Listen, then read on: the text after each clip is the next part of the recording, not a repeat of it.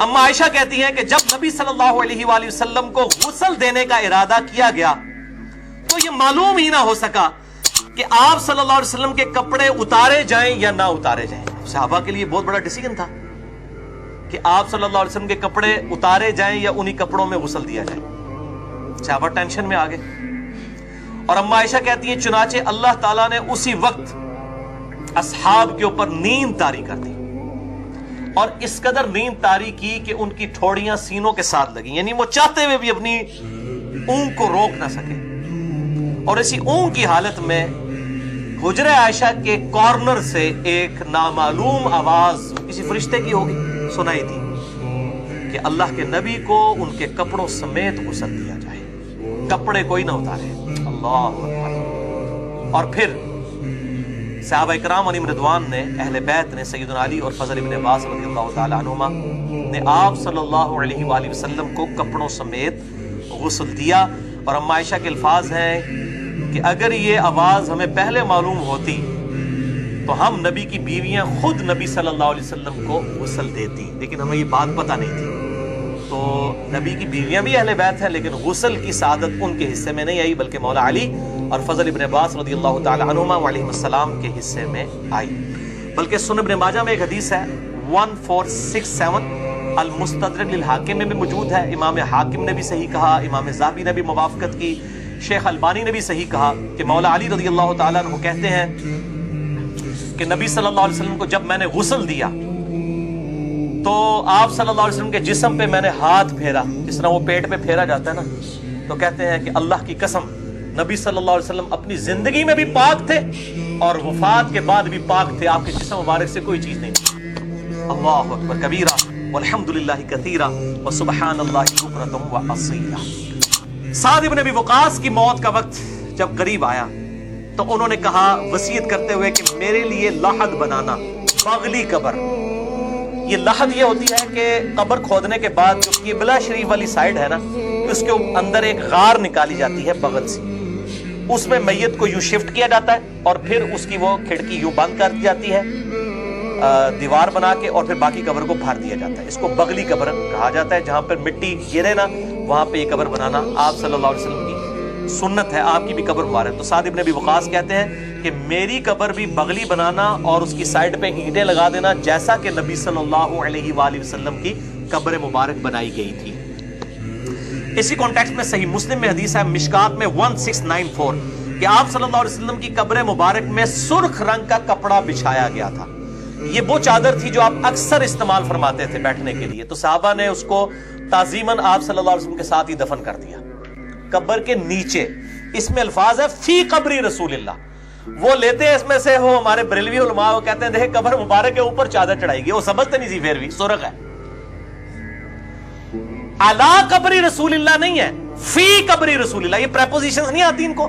فی کہتے ہیں ان دا grave of Prophet صلی اللہ علیہ وآلہ وسلم, not on the grave of Prophet صلی اللہ علیہ وسلم. فی قبری رسول اللہ صلی اللہ علیہ وسلم, سرخ رنگ کی چادر. اسی کانٹیکسٹ میں صحیح بخاری میں صحیح بخاری میں حدیث ہے مشکات میں 1695 کہ نبی صلی اللہ علیہ وسلم کی قبر مبارک سیدنا سفیان التمار تابعی کہتے ہیں میں نے خود قبر رسول کو دیکھا ہے. وہ اونٹ کی کوہان جتنی اونچی تھی, یعنی تقریباً 10 انچ سے لے کے 1 فٹ تک, زیادہ اونچی نہیں تھی. اسی کانٹیکسٹ میں سنن ابی داؤد میں ایک حدیث ہے مشکات میں, اس کا نمبر ہے 1712 قاسم بن محمد بن ابی بکر. محمد بن ابی بکر اما عائشہ کے بھائی ہیں اور ان کی والدہ جو تھی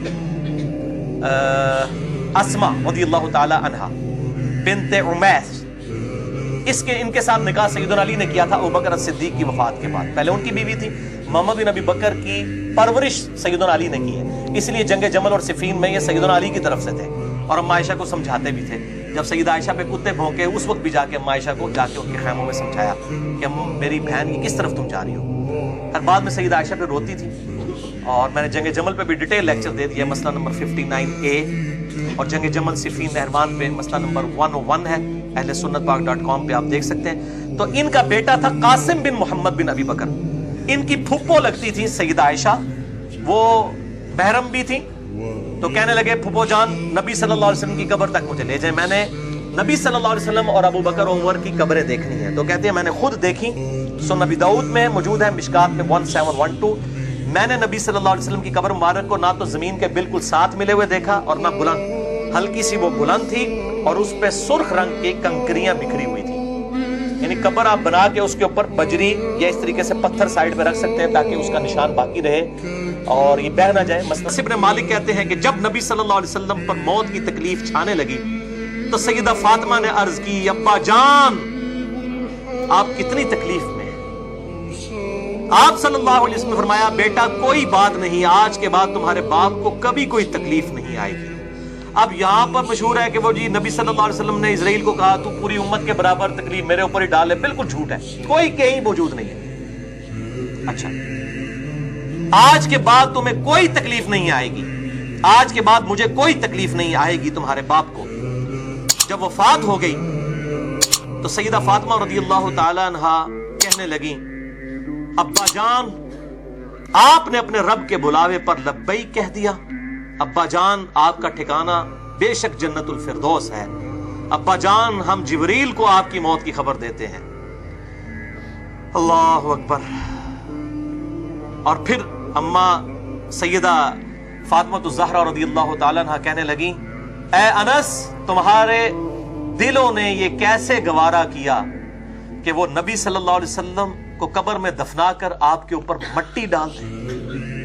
یعنی اتنی تڑپ کے ساتھ کہ تم نے یہ کیسے گوارا کیا جس نبی کی خاطر اصحاب رسول جانے دیا کرتے تھے. لیکن ظاہر ہے کہ دنیا سے ہر شخص نے جانا ہے, تو کس دل کے ساتھ آپ صلی اللہ علیہ وسلم کی میت مبارک کے اوپر یعنی سیلے رکھنے کے بعد آپ صلی اللہ علیہ وسلم کی قبر کی مٹی ڈالی گئی, تمہارے دل کیسے آمادہ ہوئے. اسی کانٹیکسٹ میں سنن ابی داؤد, سنن دارمی اور سنن ترمذی میں حدیث موجود ہے, مشکات میں ہے 5962. دیکھیں مشکات میں ساری حدیثیں ہیں آلموسٹ, اور میں نے بڑی محنت سے ڈھونڈ کے ان کے نمبر تلاش کیے. انس ابن مالک کا بیان ہے کہ جس روز آپ صلی اللہ علیہ وسلم مدینے میں تشریف لائے سب نے خوشیاں منائیں. اس دن سے زیادہ حسین دن کوئی نہیں تھا اور اس دن سے زیادہ روشن دن کوئی نہیں تھا. لیکن جس دن آپ صلی اللہ علیہ وسلم کی وفات ہوئی اس دن سے زیادہ قبیح اور تاریک دن کوئی نہیں تھا. جس دن آپ صلی اللہ علیہ وسلم مدینہ شریف میں داخل ہوئے ہر شے روشن تھی, اور جس دن آپ صلی اللہ علیہ وسلم کی وفات ہوئی ہر چیز تاریک ہو گئی. اور ابھی ہم آپ صلی اللہ علیہ وسلم کی قبر مبارک پر مٹی ڈال کر فارغ بھی نہیں ہوئے تھے اور اپنے ہاتھ بھی صاف نہیں کیے تھے کہ ہمارے دل اجنبی ہو چکے تھے. یعنی ایمان بالشہادہ جو دیکھ کے ایمان تھا وہ ایمان بالغیب میں کنورٹ ہو چکا تھا. یعنی اب ان کے لیے بھی غیب کا ایمان تھا. آپ رسول اللہ کو دوبارہ نہیں دیکھ سکتے تھے, کوئی شخص بھی نہیں دیکھ سکتا تھا.